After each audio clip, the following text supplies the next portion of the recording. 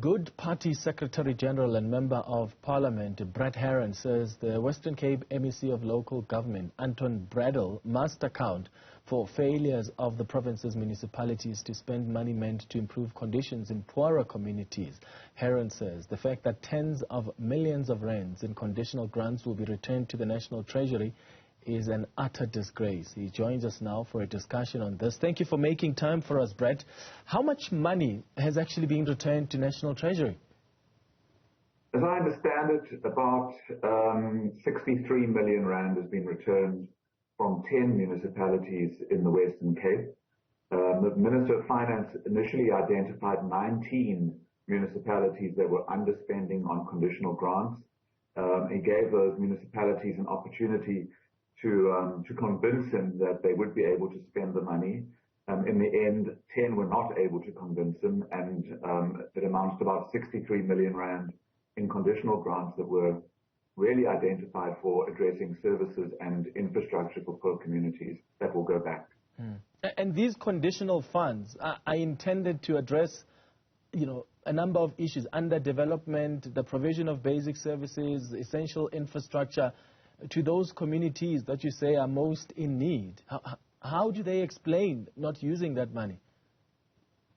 Well, I mean, this is the part where I think the MEC for Local Government, Anton Bredell, needs to have stepped up and stepped in. The municipalities will have to account to, or should have accounted to him as to why they were not performing.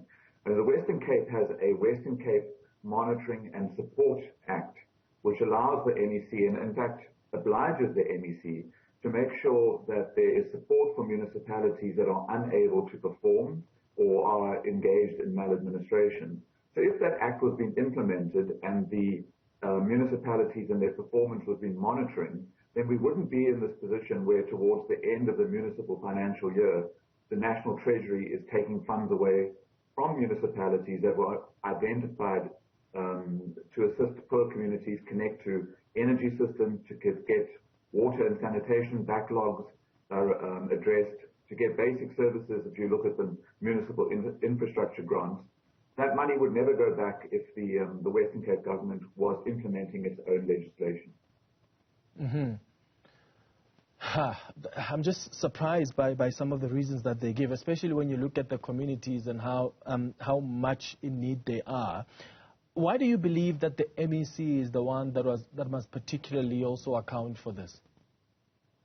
Well, I think because we're seeing across the country that there's political instability in many municipalities, including in the Western Cape, where coalitions are not stable. And when you have that kind of landscape, there is an obligation on the ministers in terms of the Constitution, the MECs in terms of the Constitution, and as I say, in the Western Cape in terms of their own legislation, to be extra vigilant and in monitoring that these unstable governments are in fact delivering services to their communities. So what is happening in the Western Cape is the MEC is using the Western Cape Monitoring Act and his powers in terms of Section 106 of the Municipal Systems Act to target municipalities where the DA is not in government. And so the legislation has become somewhat weaponized instead of being used to support municipalities that are struggling. What is the Western Cape government doing about this? Well, that's the laughable thing. The Western Cape government's response to this is, we are studying the letter from the Minister of Finance. And this is why I say that if that is their response, that they are studying the letter from the Minister of Finance to understand the impact, that means that they weren't implementing their obligations in terms of the Monitoring and Support Act, which was to be continuously engaging with municipalities, especially those with unstable governments, to make sure that these conditional grants are being spent and that poor communities are getting water services, getting electricity connections, getting roads, and getting the basic infrastructure in place and the job creation that comes with it, that these grants are intended to achieve. Yeah. What are some of the implications of municipal failures to actually spend the allocated resources, especially on the financial health of the municipalities? Could we see perhaps a qualified audit as a result? I think, qualified audits seldom affect residents directly. The real impact is that for smaller municipalities, a large part of their capital budget, which is the budget that they would use to build infrastructure and to connect households to electricity, to make sure that water and sanitation services are in place. For many of these small towns, their funding is largely from conditional grants.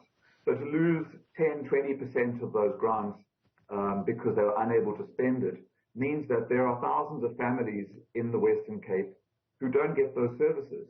So the real impact and the worrying part for me is not so much whether there's a qualified audit or a note from the Auditor General about underspending, but it's the impact in poor communities that have been historically underdeveloped, who will continue to live in those conditions and remain underdeveloped because municipalities cannot get their act together, and the Western Cape government is not monitoring this and not providing the support that they are required to provide.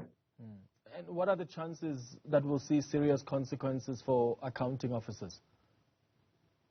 Well, that is the big question. Accounting officers enter into agreements with the various departments that channel these conditional grants to their municipalities. So the accounting officers, being the municipal managers, undertake to make sure that the funding is spent. They identify the projects that the funding will be spent on. And municipal councils must hold their municipal managers to account. That is the role of a councillor and the role of a council, and a role of the political government is to make sure that the accounting officers are implementing these projects that council has adopted and approved. And where they are unable to do so, there should be heads should roll. No poor family should continue to suffer without a water connection, without sanitation services, without an electricity connection, because the municipal administration or the political leadership is unable to spend money that's been allocated to connect those people to services.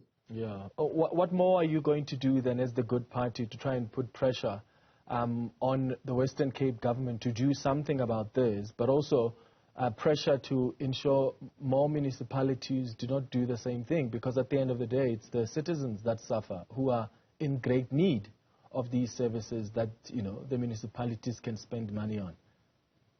Well, we are represented in some of these councils, and our councillors will be calling for that accountability from the municipal manager or managers, and we will drive, as our voters would expect us to do,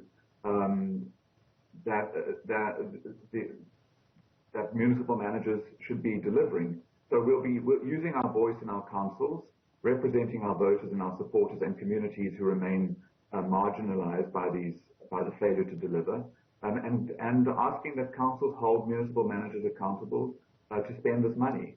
In terms of the bigger picture, it's not only the Western Cape that has municipalities that don't spend grant funding. We'll be asking questions in Parliament about what the landscape looks like across the whole country, because there are poor communities and poor families across the country who are disconnected from services because municipalities are dysfunctional. Yeah. Brett Herron, thank you so much for chatting to us about this important issue.